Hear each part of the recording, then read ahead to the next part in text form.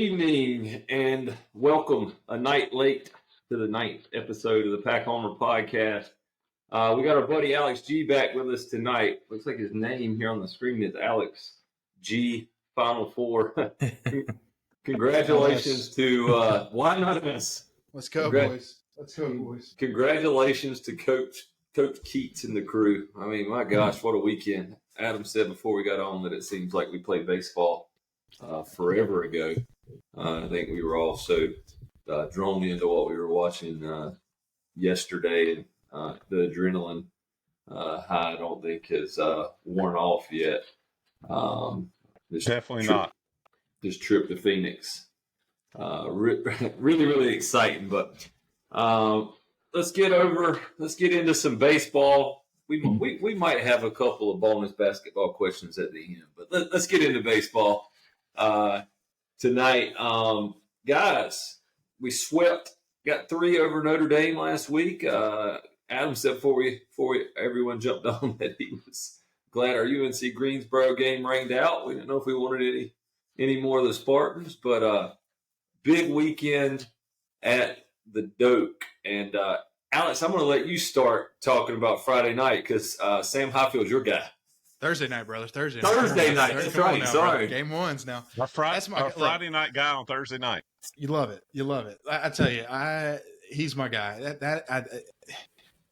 I'm 30 years old, and I'm kind of hard pressed when people ask like who's my favorite NC State athlete of all time. Like I got a football guy. It's Phillip Rivers. That's easy. I think a lot of people can relate to that. Watching TJ Warren play basketball when I was in kind of my formative teenage years was awesome, and into my early college. The run he had as ACC Player of the Year.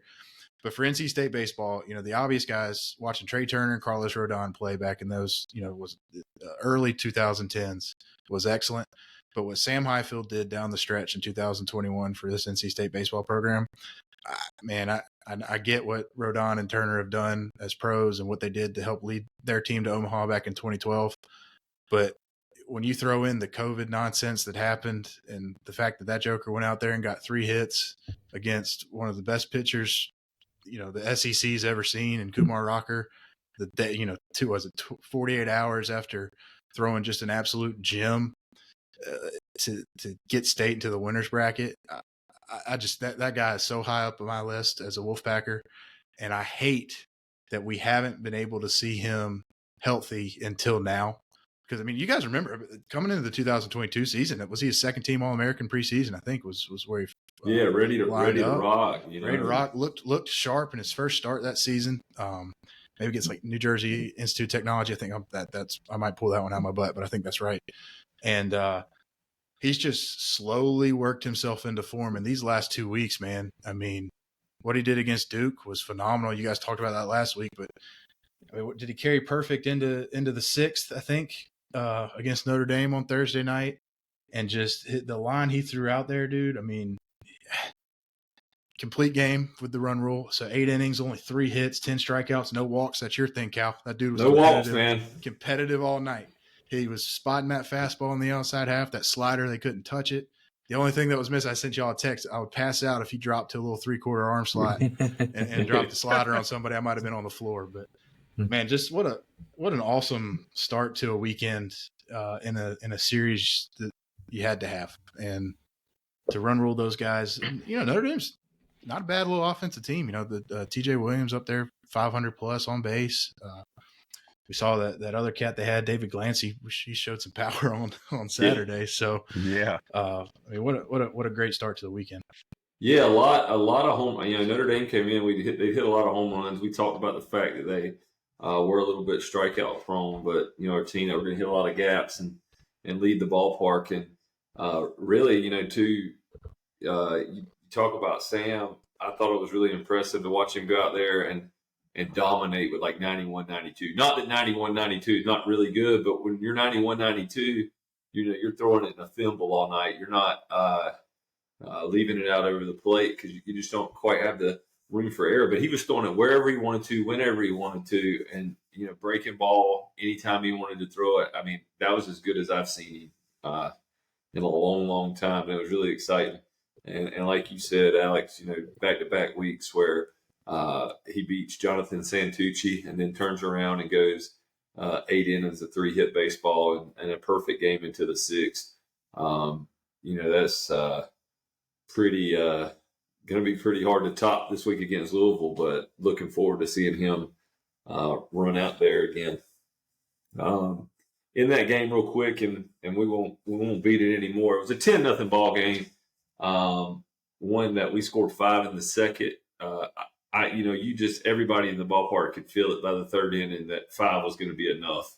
There was no way that Notre Dame was going to find a way to scratch 5 runs the way that Sam was throwing the ball. But I got a home run in that game from AMAC. I got 2 more hits from Garrett Pennington. Pennington and AMAC drove into a piece, and just a game that we dominated. And Brandon Butterworth also had 3 RBIs in that game. So complete game offensively for the Pack with 10 hits, and then defensively no errors, and then Sam just went out through a gym. Wes or Adam, you guys got anything to add on that one? Wes? Yeah, I mean, like we talked about last week, I think you just like to see the confidence building with Highfield. Last week when he went out and threw that game against Santucci, we talked about the confidence he would have, and then after this week, I think I don't think Highfield thinks he's the best pitcher in the ACC, and I think that's what we like about him, and that's what Alex loves about him. And I have no reason to not think that the way he's performed here these last few weeks. No, yeah, absolutely. Good to see him back. And yeah, again, excited about. Are we Thursday night again this week against Louisville? Friday, Saturday, Sunday. It's Friday, Saturday, Sunday. Okay, I don't know why I thought we might be on Thursday again. I think we get a Thursday series with UNC and a Thursday series with Wake. Yeah, I knew we had another Thursday series or 2 mixed in there. So game 2. Wesley, your guy. Wesley called him his guy last week, Luke Nixon. So game we win 7-6. I'll give you the low lights and let Wesley give you the highlights. But a game that we won 7-6. It was a back and forth ball game. Notre Dame actually was up 3-1 going into the bottom of the 6th, and Luke hits a grand slam to take the lead, and then Jacob Duden, who we have just sang his praises every week, actually goes in and gets touched up. Only makes it through a third of an inning, 3 hits, 3 runs, 3 earned, 3 walks. Not a good outing for Duden. But a game where all of a sudden we go from, I guess we were up 5-3. We actually tacked on one in the 7th, made it 6-3. Notre Dame comes back, makes it a 6-6 ball game.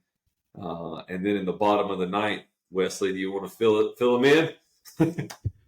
Yeah, I mean, Luke comes through, and that's, we've talked about that with, with these freshmen, the learning curve that they have. And I predicted Luke was going to be our biggest impact player, through the stretch, and he walked it off for us in a 5 RBI game. And, and talking about Duden again, I think that we've touched on it a couple of weeks. We can't necessarily expect these freshmen, 18-year-olds, to come in and be our shutdown guy every week. And, what a luxury for us that the Duden did not have his best stuff, and we came out with a victory. That's so he learns from that, and he'll improve this week. But definitely good to see what Luke can do. And that's is, again, everyday second baseman, in my opinion, there. Yeah, I don't think there's any question about that. Anything to add there, Adam? So you nod your head. Not really on Luke. I was going to make the comment about Butterworth. I thought it was, good to see him. I mean, obviously, we talked about back to the Georgia Tech series. We talked about, after that we were talking about our defense and how we felt like, especially, our outfield was playing kind of on par, but wasn't really taking away runs like we felt like Georgia Tech did. I thought Butterworth had a couple plays this past weekend where he really took away some hits. But what was the most impressive to me was some of the timely hitting and runs that he was able to score for us this past weekend. I thought he had to lead off a couple of games, and I just thought he was a real spark there between him and Nixon both. Obviously, Pennington and Amac came through big force again, but it was nice to kind of see. We just hadn't felt like we've really had the spark in the leadoff position that I felt like Butterworth gave us a little bit this weekend. Unfortunately, not really sure what the status with Souls is, but I felt like it was good to see Butterworth kind of do a little better at the plate for us. Yeah, I kind of liked him in that. Watching him hitting that leadoff spot this weekend I do too. And yeah, I mean, definitely with the glove, it was nice to see him take away some outs. Alex, I defer this to you, but I thought one of the things that really stands out about the Saturday night game, we'll talk about it a little bit more on Sunday again, is we didn't play that good. No. Whitaker goes out and he gets through 4 innings. He's got 3 walks, 5 hits.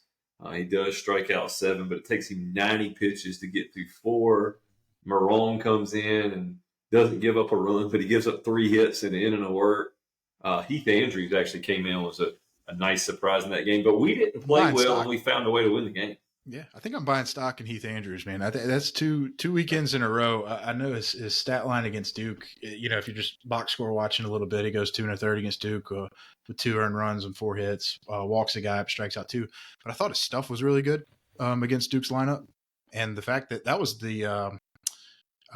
the walk-off game from Serrano, right? Where State kind of mailed it in. Did he? I think. Yeah, I think he was. I think he came in and it went Winscott, Heath Andrews, right? That was kind of at the time looked like it could be garbage time, but he came in and made outs, right, and held it down. And then against Notre Dame, like you just mentioned, I mean, he goes 2 innings, 2 strikeouts, only walks a guy, no earned runs, no hits. Like that's if he wants to show up a little bit here, I mean, he's throwing 93, 95 with a pretty good hammer of a slider behind it. That's kind of something we talked about over at Inside Pack Sports on our preview pod when we talked about our pitching. Was it might take it a while for the depth to show up just because of how young these guys are. But for the first time in a long time, State's always played these teams that kind of feel like they go to the bullpen and it's just another guy throwing 94. And here comes a guy throwing 96. And this he throws 50 sliders and every single one of them's got, 2 feet of run. Well, State's got a couple of these guys now that are coming out of the bullpen and surprising you a little bit and making some really big pitches.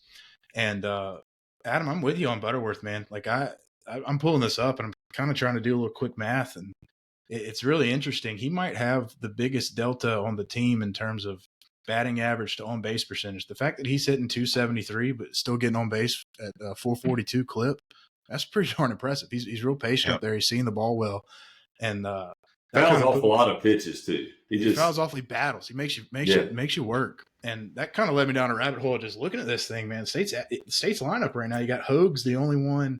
Hogue and Serrano, if you put Nixon in for the injured souls right now, the only 2 guys hitting under 400 from the on-base percentage perspective. And, I don't think any of us expect Serrano's numbers to get worse as the season goes on. And Hogue's ripping it right now, too. Like, State's, I don't know if I'm not going to say peaking, but it's an important time to be playing better, and they are. I got a number for you guys that shocked me today, talking about our NC State team. Do you guys want to guess without counting if you got stats for you? Know how many arms we ran out to the mound this year? 12? I was going to say about 14. Yeah, I'll go. 20. Golly. 20. 20 different arms. I saw that earlier and I counted them twice. Sam Highfield, Ryan Marone, Logan Whitaker, Dom Fritton, John Moralia, Camden Wimbush, Shane Van Dam, Jacob Duden, Heath Andrews, Wynn Scott, Hollis Fanning, Jackson Lucas, Jacob Halford, Cooper Consiglio, PJ Labriola, Derek Smith, Chance Mako, Carson Kelly, Andrew Schaffner, Garrett Payne. 20 Take a breath, arms. Cal. Take a breath, man. 20 arms. That's a lot. A crazy number.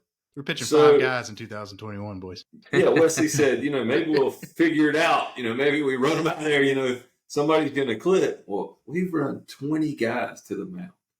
That's just It's kind of a mind-numbing number to me that we've got 20 guys we ran out there. And we're still 3-1 in ACC series, I mean, and I for one, I think, like we said all along, some of these guys they're gonna be guys at the end of the year. So I think we're in a pretty good place.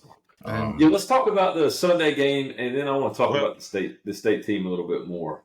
I was just going to say, though, Cal, before we move away from the second game, Friday night game, Shane Van Dam coming in. It was good to see him, come out and look that good. I'm still not really sure why he was out. It was I don't know. Alex, have you heard? We kind of heard like line drive in practice, a little concussion protocol. I think you could roll that into Sunday too, right? Because he was excellent Sunday. He came in Saturday, really good Sunday. Game 3. Yeah, exactly. Yeah, exactly. But I mean, and that wasn't it. Yeah, I guess the Friday night game was the first one back there, right? That's right. That's the first time we've seen him in a week and a half. But you got 2 the weeks. win, I think, Friday. Yes. And that was something that was really exciting to me, is that we saw him coming back-to-back games, because that's something that we haven't seen a lot of our guys at the pen, that we get to see him Friday and turn back around again to see him Saturday. He throws 21 pitches on Friday, comes back and throws 39 on Saturday. So that was good. And he was really good. Like Adam said, no walk. I just love it when guys can come in out of the pen and not give up free passes, because, man, traffic and high leverage situations, the pressure seems to always bust the pipes.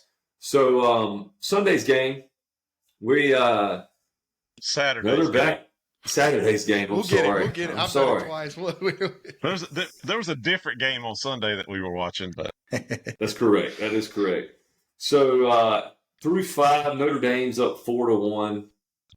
Not really just like the kid they started there, Fox. Like nothing to blow you away. 5 innings, 1 strikeout. He's not up there mowing guys down. We're just lazy fly ball. I mean, we had a lot of lazy fly balls in the game. And then, rolling over some pitches. Just, never really barreled him up too much. But, yeah, he's got 1 strikeout through 5. They're holding on to a 4-1 lead through 5. We do get 2 in the 6th. And then we actually come back and tie it up in the 8th. And my guy, Derek Smith, comes in, and boy, I'm telling you, he looked pretty. He looked pretty good in the warm-up pitches. He was throwing 95 there. I mean, when I was watching him get loose, and like, by the way, remember we complained about that at the beginning of the year? Like, why don't we ever have the speed? Now you can even get the speed on the screen during the warm-up pitches. So I appreciate the folks out there that don't listen to us. But anyway, he comes in throwing 95. He doesn't. Derek Smith, he's not really locating yet, guys. He's not hitting gnats in the ass, that's for sure. But he's throwing 95 with a little bender in there, and got some stuff that's hard to hit. But man, was it Glancy? Which Glancy hit everybody we put on the mound on Sunday. Yeah. Glancy, that ball that he hit was, I mean, you factor in the wind. What did they say? 20-mile-an-hour winds blowing in. 25 mile an hour wind. I mean, that ball would have been 460 feet had it not been for the wind. That was an absolute shot. Crushes it. And it's just like, gosh. So we're down 6-4.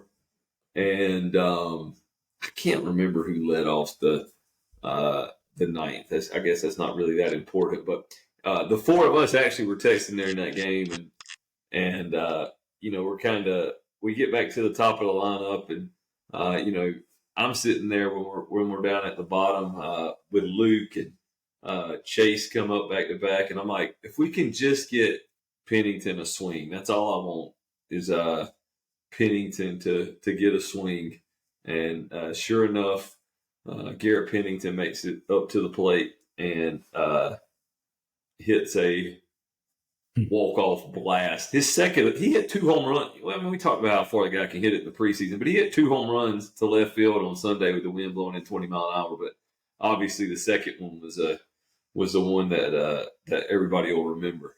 So walks it off, and we win for the second straight day. We win 7-6. I mean, guys, this team's. I mean, they're resilient. We swept the series, And I know Notre Dame's not at the top of the conference or anything, but it never even felt like, Friday night was Sam, or Thursday night was Sam's game. Saturday and Sunday, it didn't even feel like we played that well, but we just wouldn't lay down. That's right. Yeah. Sosa came in for Lamphere to start that inning. And something underrated, Wes, shout out to our boy Baby Nixon, right? Like he ran out that what would be double play ball, which kept it alive. And then Butterworth pokes one into the outfield, gets a little base hit. It was a huge hit by Butterworth there. Huge Agreed. hit. And it just kind of felt, I don't know, kind of like how the basketball team feels right now. Like it's just destined to happen because once Pennington got up there, man, it just, what did he get that? Worked it to 2-0, I think. It was on the 3-1 pitch. I remember it was 3-1, I think. Yeah, when he, that kid got a little confident. He snuck a slider in there. Yeah. And just, I don't know. State died with their fastball, and Notre Dame did not. We'll put it that way. Yeah, I guess that's through 18 wins now. That was the 5th walk-off. So I know I said on the Serrano walk-off homer that if we only got one of those this season, I'm glad we cashed it in when we did. But man, that one was pretty sweet too. Especially after we, looking at the schedule we got coming up, and we talked about it last week. Like the Notre Dame series was really a series we needed to sweep, and it felt good to come back and get that and finish them off.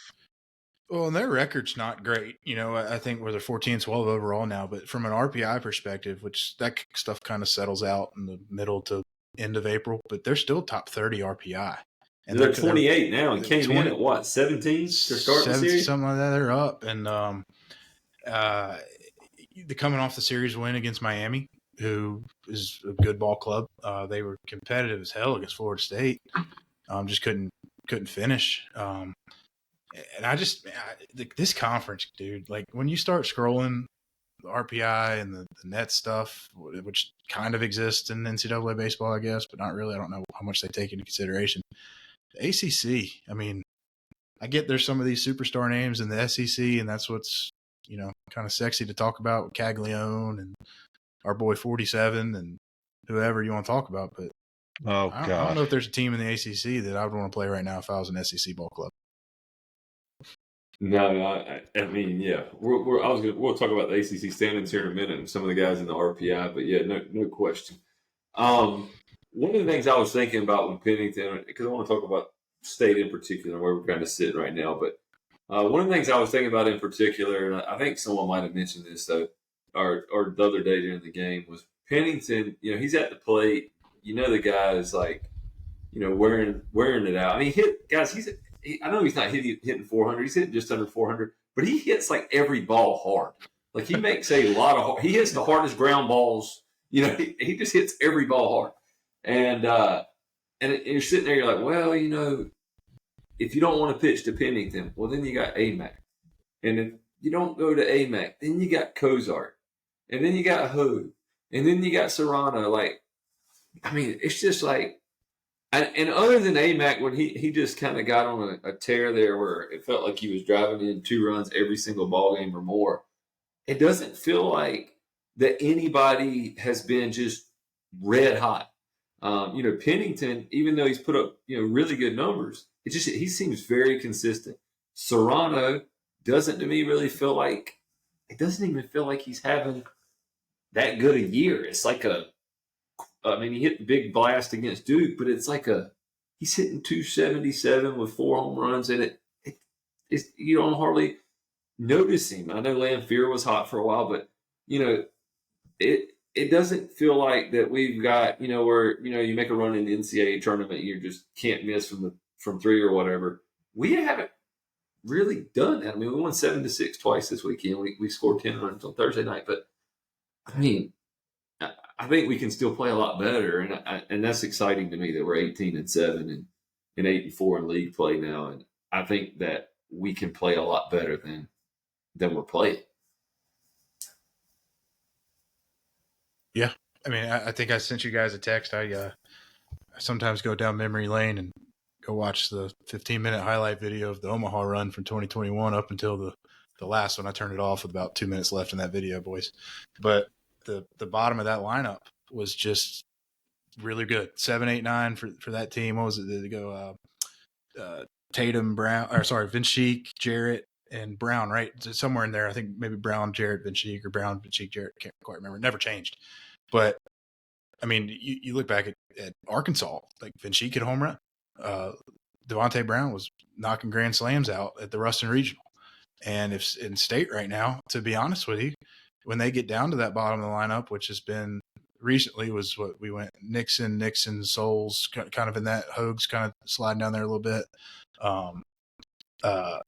Like I got a lot of confidence in those guys to make good swings. I think Luke Nixon's approach at the plate might be as good as anybody on our team right now as a freshman, and that's saying something. No, I agree, and man, I know that those boys are blue bloods. You know, their dad, the Dirt Dog Trot, is he's Boston royalty, and won a World Series, played in the big leagues for quite a long time. But both those boys are just tough outs. Like, just, I mean, Chase's. We were big Chase Nixon fans. He hadn't really got a whole lot of at bats early in the year, and now he's got forced into some action with Noah's injury. But yeah, Chase hit 355. He's got 31 at bats right now, and he's punched out twice all year. Like, those are guys that just drive pitchers crazy. That no matter what you do, they put it in play. One thing before we move on to ACC, I want to talk about real quick. A big difference in that game I wanted to add was, so we've been talking about Dom a lot.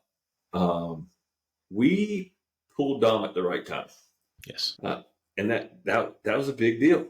He threw 67 pitches. We didn't try to run him 90, but he only gave up 2 hits in 4 1/3. Did give up 3 earned runs, had a couple walks.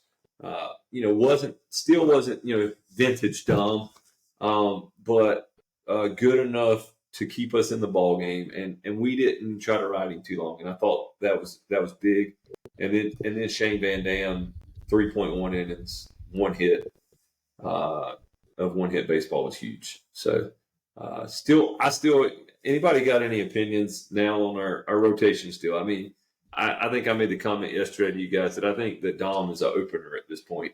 I still don't know how we want to play it. I still think his stuff plays better out of the pen. But what do you fellas think? I was talking about that today. I still like the move to move him to the pen. I think, we saw the same kind of, storyline again. The first, 40, 50 pitches, 3 innings worth or whatever, the guy's still just absolutely got, electric stuff. I think, was it 5? He had 5 strikeouts through 4 1/3. Man, he looks so dominant. And I totally agree that it was the right time to pull him. And hopefully that was that'll help him build some confidence, right? The fact that he got through and it wasn't such a, leaving us such in a bad situation. But I still feel like the right move is him to the pen. I just feel like we're going to need that, extended relief guy, still.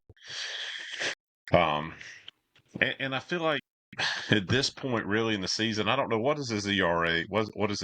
He was at 8.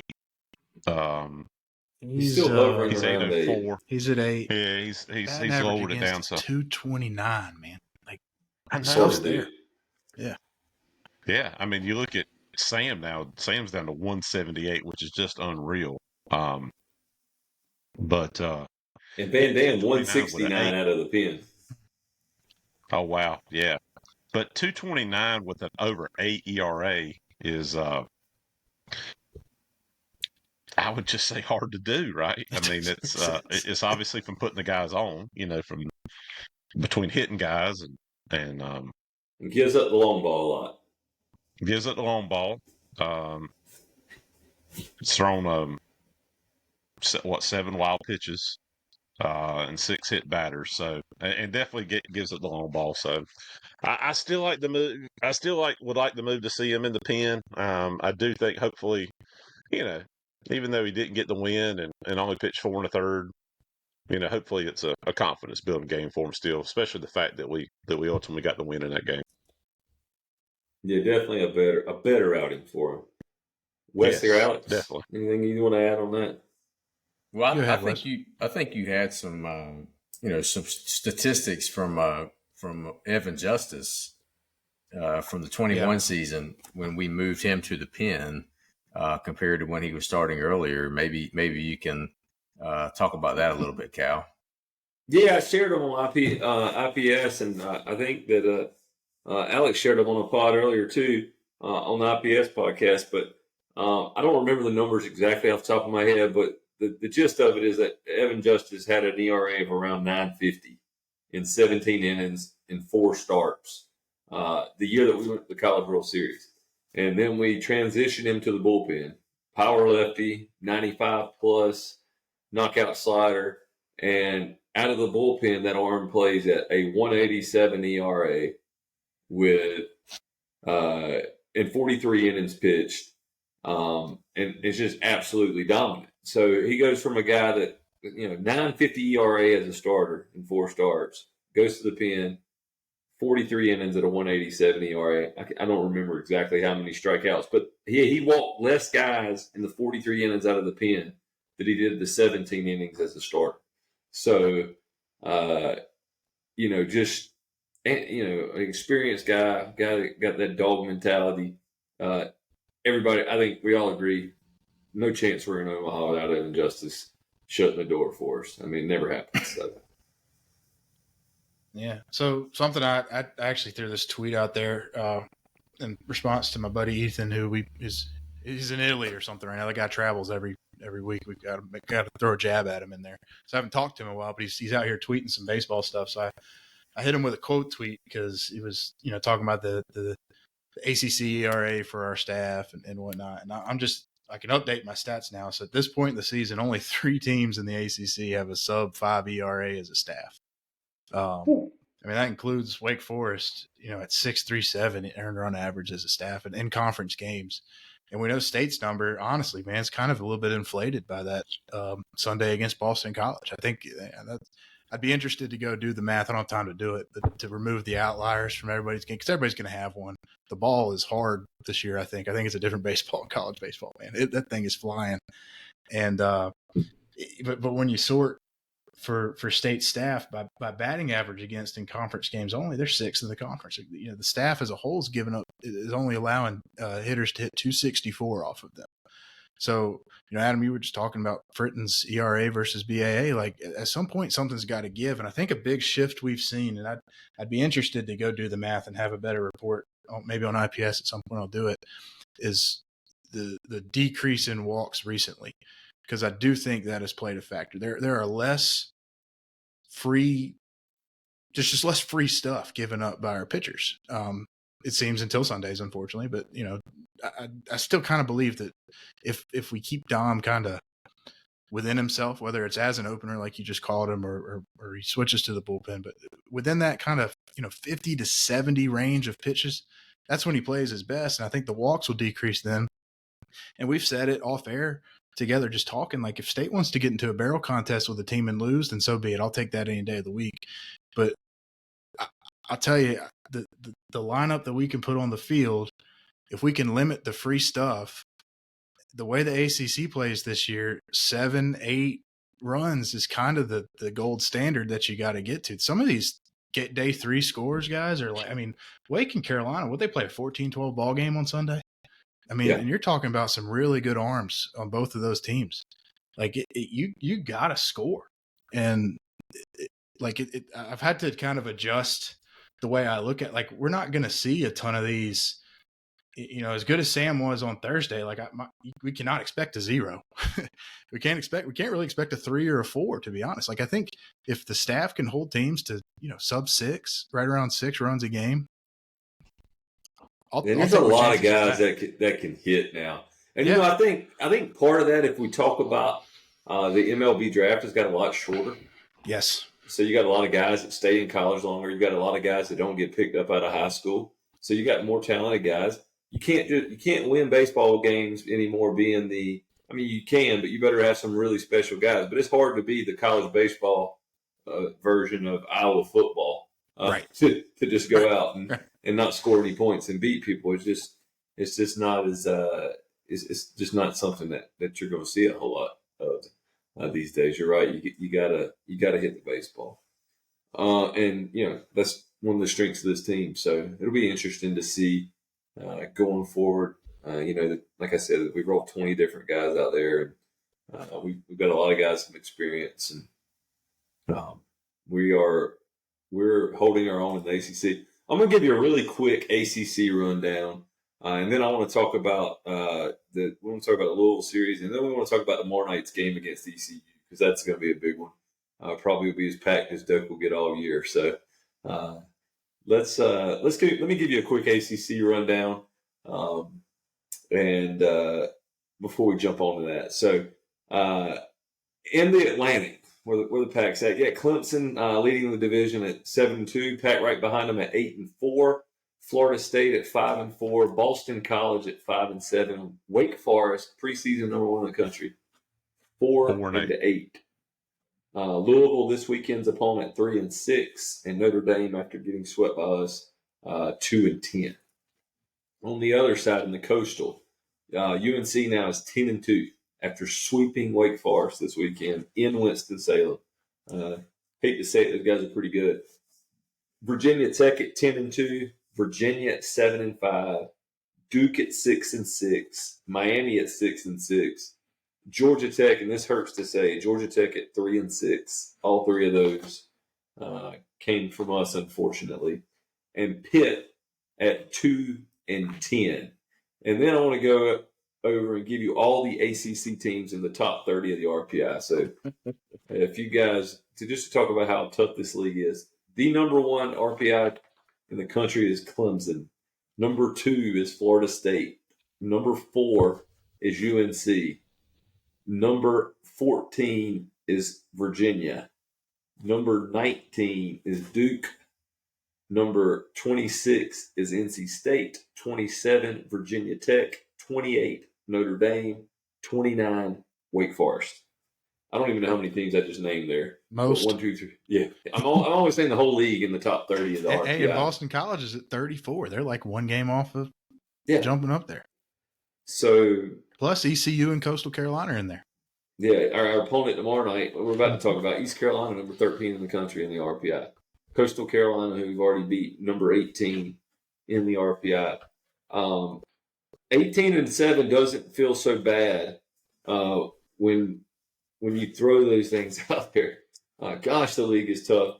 Alex, you mentioned something on your podcast on the IPS pod a couple weeks ago or earlier last week. When we didn't make the tournament in 2022, we got robbed RPI-wise. I think we had the highest RPI ever to not make the tournament. But tell them what you said about the series. I think you mentioned the series record. How big a deal that is? Yeah, so off the top of my head, I think it was 4-6, right? So everybody plays 10 conference series. I think NC State went 4-6 in series, and we were told the reason that State was left out of the tournament was that, which I think is just a crock of crap, because I think the RPI was either 30 or 32. It was way as much as you needed to get in, for lack of better phrasing there. But it's tough. Like State's 3-1 now in conference series, so we've put ourselves in a spot where I don't think 4-6 gets left out for what it's worth, but it would be a little disappointing given the fact that we're 3-1 right now. Should be 4-0. That one kind of stinks. We might look back at that Georgia Tech series later when we start talking like host versus non-host opportunities down the stretch here. But I truly believe, and you guys have beat the drum on it. I think a 5-5 series record and a 500 record in the ACC get you at least a 2 seed in the NCAA tournament. And depending on how the dominoes fall and who you beat, it could get you a top 16, and you could be playing ball games at the Doak. And what's great about starting 8-4 to finish 500 now in the 6 series that State has left, that's 18 ball games. So 7-11 does 18. You go 7-11 does it, and that means you only have to win one more weekend. Like realistically, you could go 1-2 the rest of the way out and finish 15-15 in the ACC. Now, I don't think any of us would be thrilled by that, but Exactly, feel good the way you describe it. no, it wouldn't be great. But like what you've set yourself up for with this Notre Dame sweep is, can you win your home series? And what does that look like then for you? Because let's see, this is State to close out. State will host Carolina and host Wake Forest. We've front loaded the conference schedule, but if you can win a series against UNC and Wake Forest, and maybe can you go like, is Florida State faltering? Can you go steal one for Florida State and win 3 series on the way out of here? And then you're what, 18-12 in the ACC, and you're top 10 RPI school, and you're talking about maybe guaranteed those, maybe hosting, maybe a maybe super. an 8, maybe a super. Like I think the table has been set in a really good way. It's unfortunate that Friday and Saturday in Atlanta turned out the way they did, but I do think that State is a different baseball team right now than they were. What's that? Only 2 weeks ago now. It's kind of a quick turnaround, but I don't know. They're playing better. The Notre Dame series still feels like 2 weeks ago to me. It really does, man. with all we've had going on, my gosh. Well, I think we all aged about 3 years waiting for the email from the Wolfpack Club to come through at 5:00 today, telling us we could go to Phoenix. So yeah, amen. Okay, moving on. We're going to talk about Wesley's second favorite school. Wesley's safety school. His safety school. Yeah. So tomorrow night at the Doak, I'm excited. I'm going to be there. We're playing the 20-6, number 12 in the country, 13 in the RPI, East Carolina Pirates. So, anybody done any research on them? If not, I can give you a little bit of notes. But Wesley, how many times you watched him play? I watched him win the Carolina series, but I watched the game 3 of that series. But always a scrappy bunch that Cliff Godwin had.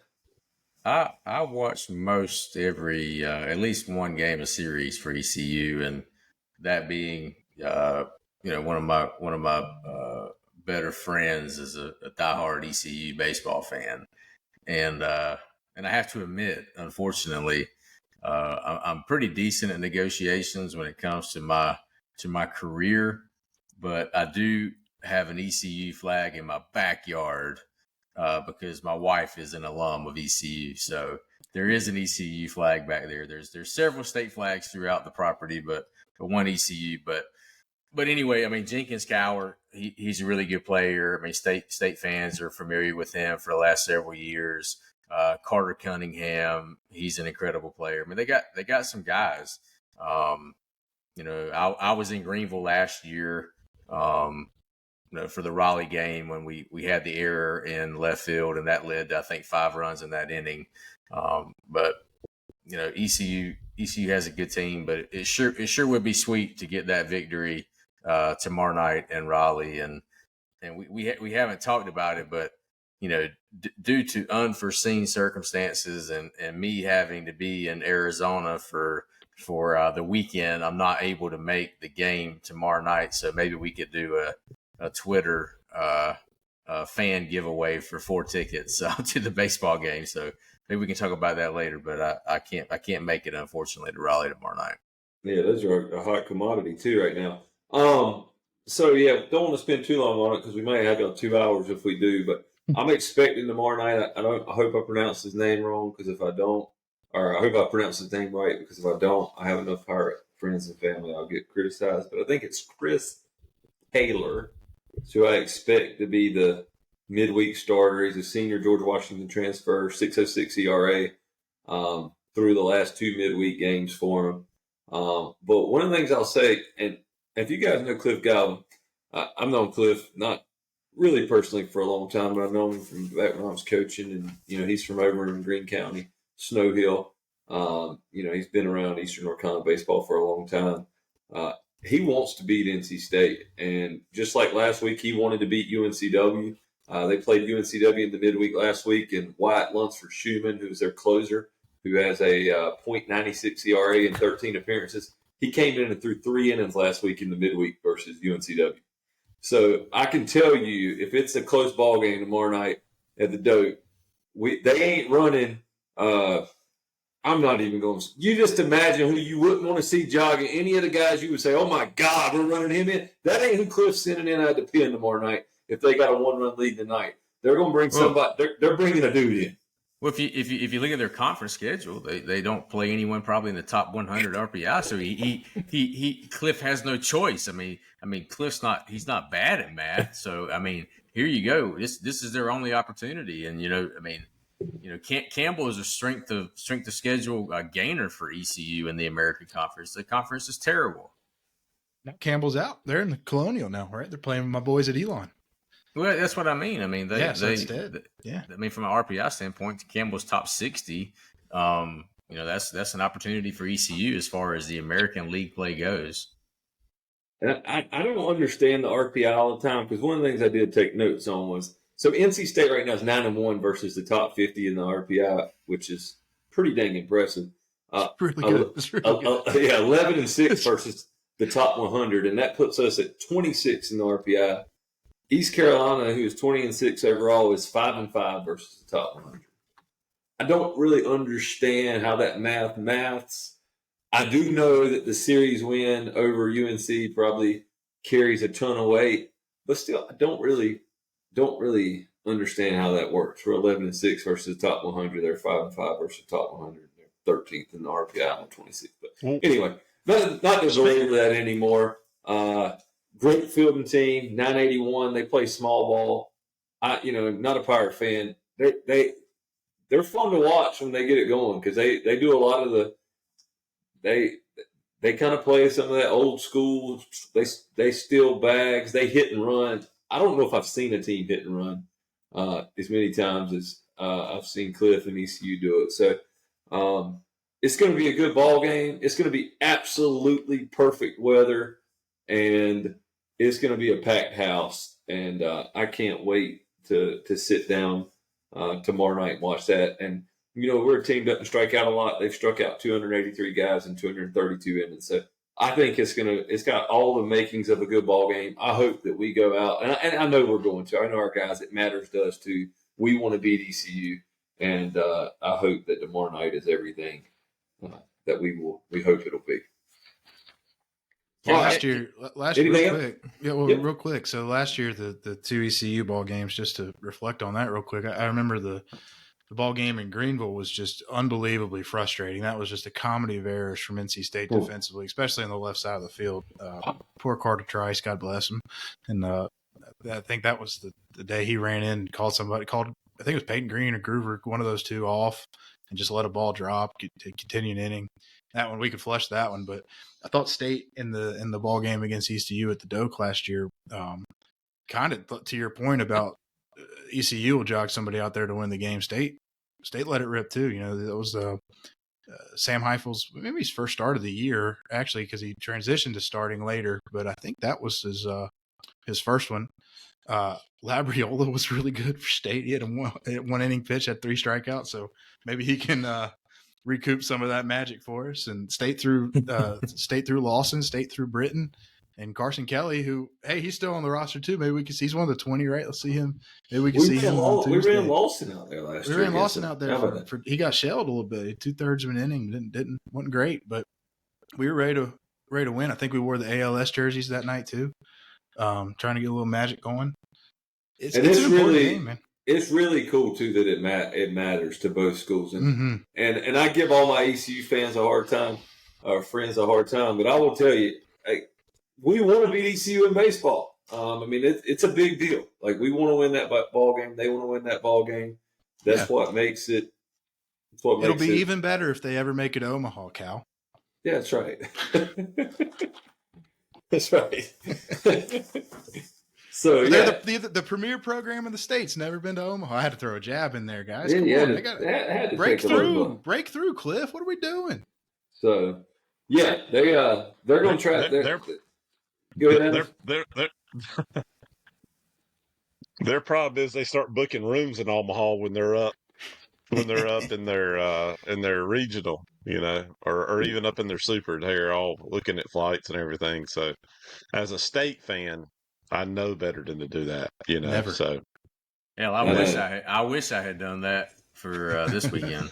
Yeah, we always Maybe pay I top should. dollar. Maybe I should have done that this weekend. Yeah, I know. We always got to pay top dollar for our travel arrangements because, like Adam said, we got to wait for the buzzer to sound. And then today I had to wait a little longer, make sure it won't like April Fool's Day. I thought I was like in a dream, living in a or a 2 a.m. no, phone call from the NCAA. I was sitting at the exactly. I was at the game last night in Dallas. I was sitting beside 4 Duke fans, and everybody was standing up like pretty much after the last kind of official timeout, and they kind of made the motion when we started fouling there or they started fouling, excuse me, with I don't know, I think it was a minute 47 or something like that to go, and they fouled us, and we were going to the line, and the dad, it was a family of 4, and the dad kind of seemingly made the motion. Did they want to go ahead and leave? And I started to step out and let them by, and I looked at them and I said, "This game's not over yet. We as State fans, there's no way that we're going to accept being up 12 or 14 with less than 2 minutes to go as going to be a win." So yeah, I'm conditioned like on my big group text with buds where, we got like 12, 15 guys on. Like NC State fans, if you'll notice in those where you got, Duke, Carolina, State, ECU fans, these State fans will not crow until there's like 10 seconds to go in the game. Oh, yeah. Like, you'll hear like them guys like from the time the thing tips off or kicks off or first pitch is thrown. State fans, we know that if bad can't happen, there's a good chance it will. So anyway, we've been conditioned. I don't know. Maybe that could be over. It might be sunk. It could be over. I mean, I told my wife this weekend. My wife, she could care less about sports, and sometimes she wonders what my problem is for my affinity and love for the great state, North Carolina State University. And I said, baby, look, that bathroom, that kitchen remodel is going to have to wait another year. We got a Final Four, a College World Series, and a college football playoff here in the next 9 months. So, that's where we're at right now with the Wilson budget. I like it. All in, baby. Let's go. I love it.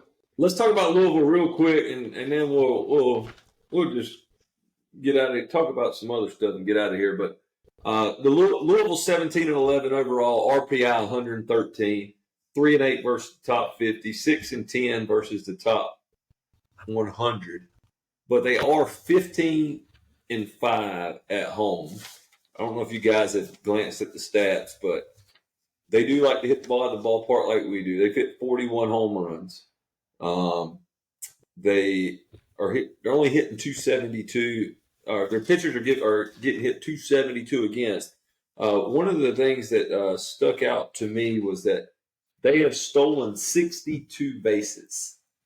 I don't know if anybody noticed that, but that's a big number. Is that tops in the league? That's probably tops in the league. It's got to be tops in the league, right? They've swiped 62 bags. Seems like if we got 12, I don't know how we got there, but I guess we don't have 62. But yeah, so they've swiped 62 bags, and so they're aggressive. They hit the ball at the ballpark. They're hitting 318 as a team, but still you look at all the metrics. I think probably the best arm we're going to see as a starter is going to be Evan Webster, 7 starts, 2.31 ERA, but not a power arm. He's got 34 strikeouts and 35 innings pitched. One thing he has done that, me, that those straight guy likes, he's only got 9 walks and 35 innings. So you're going to have to go there and barrel him up. He has not hit a batter all season. So 9 free passes for Mr. Webster. You're going to have to hit the ball against him. He's 3-1 overall. But not to bore you with any more stats of guys you've never heard of. No offense to any to Louisville. I'm just saying, you're a casual baseball fan in North Carolina who listens to the Pack Homer podcast brought to you by Washington Mathis CPAs. Probably does not know, who bats 7th for Louisville. Sorry. So let's not talk. We ain't got to beat you over the head with that anymore. Give us a series prediction this weekend. We're gonna start with Mr. Litch. Adam, we're on the road. We're 15-5. What you got? So I said last week that we needed to win 5 of the next 6, but after getting 3 from Notre Dame, I'm going to say we need to get 3 again. I think it's going to be tough with the distractions that the team is probably going to face hopefully going to face on Saturday. Once again, we've been struggling with that Sunday game. I think the guys have been watching basketball, so I'm gonna give them a pass on that a little bit. And but I like for us to get 3. I like for us to get 3 again this weekend. So 11-4 sounds awesome. When we were talking about trying to get to 500 in the league, got a lot of tough series coming up after that. So I'm gonna go with the sweep this weekend. All right, Mr. G. I mean, it's incredibly well put. I mean, the allure of being potentially 11-4 in the conference heading into the stretch of, I mean, guys, it's unbelievable. Clemson, UNC. It's unbelievable. I mean, Ball State's a tournament team last year, as you're like reprieve from all that, and then Florida State, Virginia, Wake Forest. Like, what? I mean, it's insane. So if you could push it, and I'm sure, like, they're smart guys. Like, they know, like, Avent is aware of the schedule, and they will preach to death, the next game mentality, but they might preach this game mentality a little harder than they would knowing what's down the stretch. Right. And I think that, I'm hopeful that our young team, because there's what was it, 20 new guys, 20 old guys, is that right? Something like that. Like, I'm hopeful that they've now experienced what it's like to, for lack of, I don't know if you get it out, but to go get your ass kicked on the road one time, right? Because that's what happened in Atlanta. And that sucked. And I imagine that feeling sucked. And I imagine the Jacob Cozarts and the Sam Highfields and the Eli Serranos and the Matt Willitsons came in the locker room and said, that's unacceptable. It's just unacceptable. We can't do that. So I think it would do the guys a great deal of good. Give them some confidence, give them a shot in the arm if they could go get 3 at Louisville. I will still always be happy with 2 in the ACC. I won't be disappointed with that. I would be disappointed with a 1-2 weekend. Wes? Like Alex said, I mean, you hope the first road series was an anomaly. We'll go with that, and I'll say 2-1. I don't think we get the sweep, but we'll go with 2-1. I agree with Adam wholeheartedly that we need that 3 would feel really good. Kind of feels like you need to, but I mean, we're 8-4. If you go get swept, you're still above 500, but don't even want to entertain the thought of that.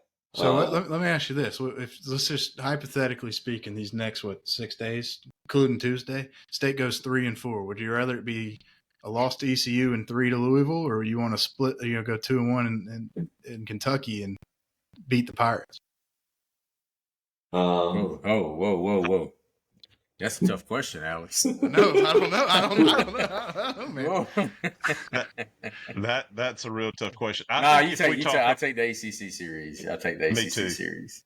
I do too. If you take the fact that we said that a 500 ACC team, given the strength of the conference this year, there's no way a 500 ACC team is left out. You get a sweep this weekend, you're 11-4. You're talking about you got to win 4 games in the next 5 series to be, eligible or to be in. I'll take that. I still think, a couple of these,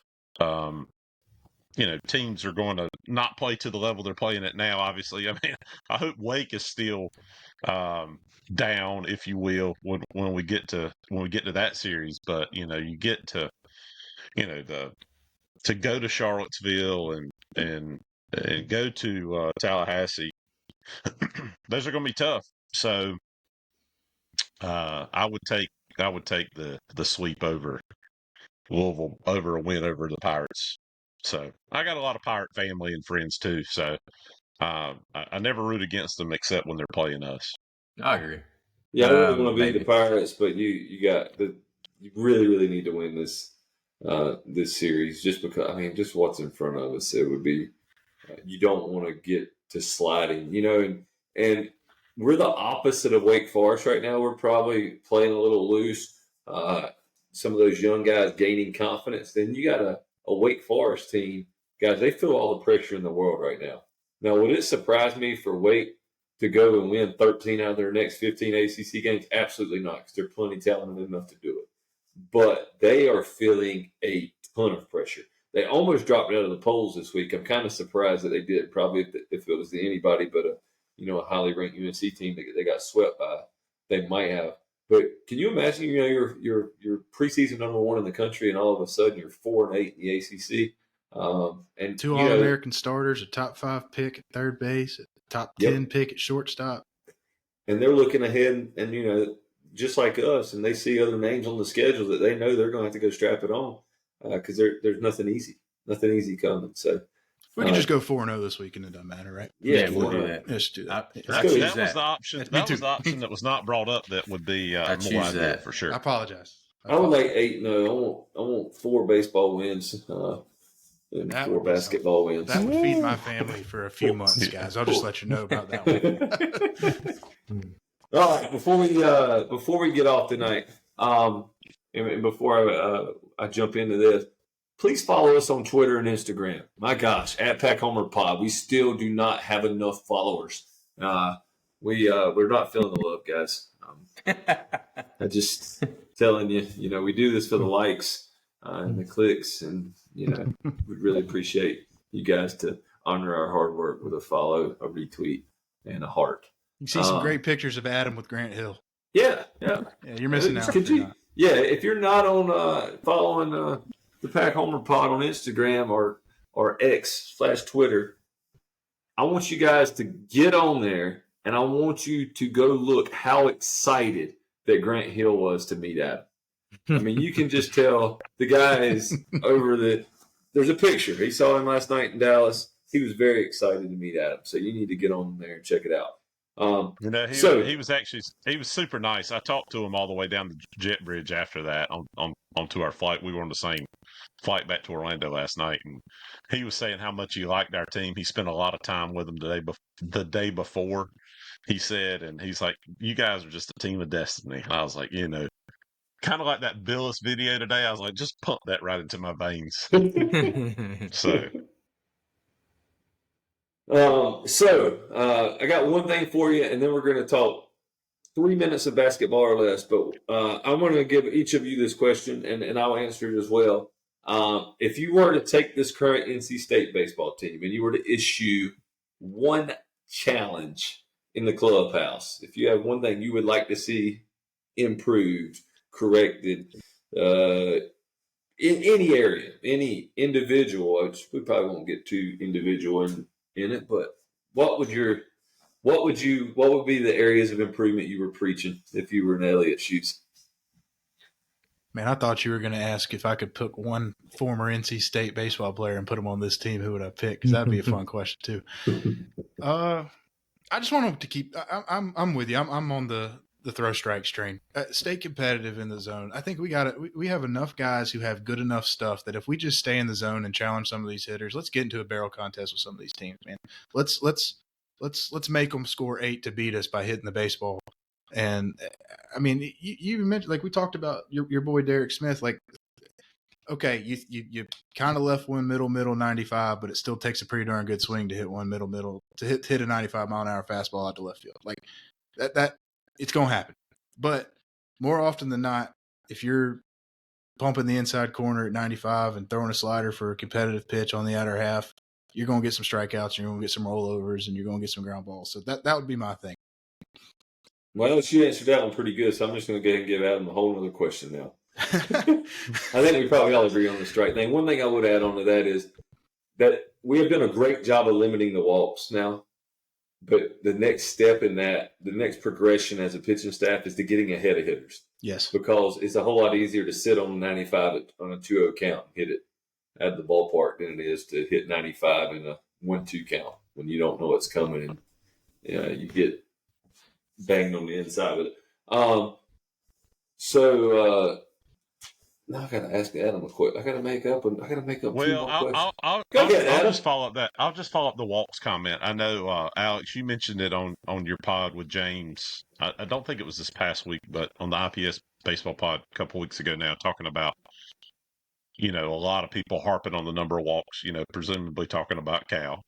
No, never. A lot of No, people, no, Cal, every week. I know. But you were talking about making a big deal about it, and I hadn't really thought about it. But you were talking about how 5 or 6 walks, in college per game, and I think we were up averaging close to 7 at one time through the first few games. But through this weekend now, we're under 5. I think we've thrown 124 through 25 games now, so we're under 5 per game, and certainly trending in the right direction. We've drawn a lot more than we've given up. Obviously, you kind of mentioned the BC game affecting our ERA. You could look at the a couple of those series and how many walks we drew. But definitely trending in the right direction on the walks. I agree with you. I like it. And you made the comment, 5 or 6 not being too many in college baseball this day and age, and I hadn't looked at it like that. But now that we're under 5, you can tell it definitely feels better. So, Wes, anything? I mean, we're 3-1 in league play, and we're still looking for a guy in the bullpen that can be a guy. I mean, that's got to be a good feeling to that bullpen for not just the younger guys, but to Derek Smith and others. That you have a regional, super regional, and who knows after that type of team, and you can still be the guy. So I think that's a motivation for anybody within that clubhouse. Yeah, and this will be getting nitpicky if I go from an offensive standpoint. I do think we got to keep. I like to see some more of those Nixon boy at bats, from other guys in the lineup. There comes a time when you're down 0-2 in the count and you got a runner on second and no outs. That hitting that ground ball to the right side and moving the runner over, it matters. It makes a difference. Like not throw away at bats. And I mean, not a whole lot of complaints about his team offensively. Still hitting over 325 games into the season, so that would be nitpicking. So. Anyway, looking forward to tomorrow night's game, especially and that series at Louisville. So before we wrap it up, we'll do no more than 3 minutes of basketball. I believe we are all going. Our goal is to all be in Phoenix this week till Tuesday, right? Till Tuesday, I hope. I've reshuffled a lot of life. I know that we've all paid attention. The NCAA tournament's like one of those things that you just can't dodge. And now that they you can't be like I made the comment earlier that no one knows the guy that bats 7th for Louisville. But during the NCAA tournament, especially now in North Carolina, when you can live bet on anything, you can even bet like $1 that somebody's going to have 10 rebounds or more. Like you kind of get a really good feel for all the teams in the tournament this time of year. So we got in the Final Four. You got UConn, who I think is probably the odds-on favorite. Alabama, who's matching off with Alabama, and NC State, the Purdue Boilermakers, and Zach Edey, who is just an unreal force. The Burns Edey battle. My man cut the net down last night. Saw that without even using the ladder. That's unbelievable.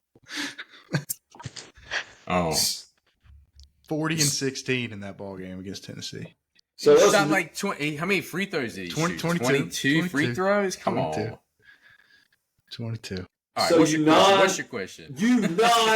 Well, Alex is more of an expert than us because we're just baseball guys. Darn it. But you non-baseball or non-basketball experts, what do you think we're going to have to do? Give me your keys to the game for us to beat Purdue and to make it into that Monday night national championship game that we've been waiting on all our lives. 41. Cal, I will start this because I'm not a basketball guy, so I enjoy pulling for the team. Obviously, I would certainly value Alex and James's opinion a lot more on basketball than mine. But and you should. You pointed out, you pointed out today that Purdue was the best 3-point shooting team in the country. So I think to have a chance against Purdue, I will take the big man matchup. I think, we got, 3 guys there that can that can potentially play up to Edie. But I think we're going to have to shoot the three better. You know, we haven't shot the three well in a bunch of games. Back-to-back games? I think we've made threes. Yep. So I think we're going to have to shoot the three.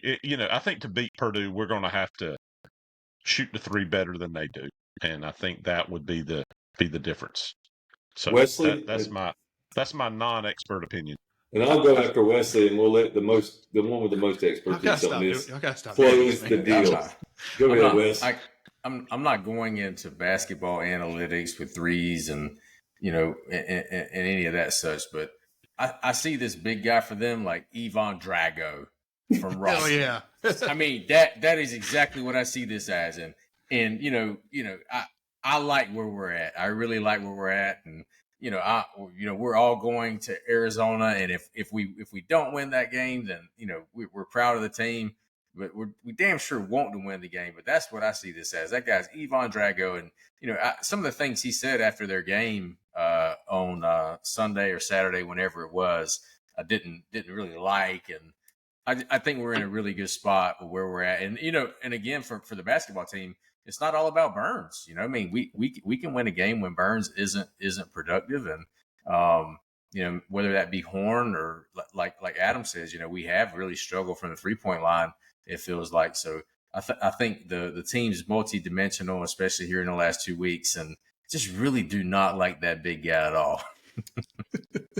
Yeah, so me personally, I think that I've been saying this for a while here in this room. We can match up to a lot of different styles of play when you have Middlebrooks, Burns, and Diarra. So I think that those guys somehow figuring out a way to neutralize him, and then to Adam's point too.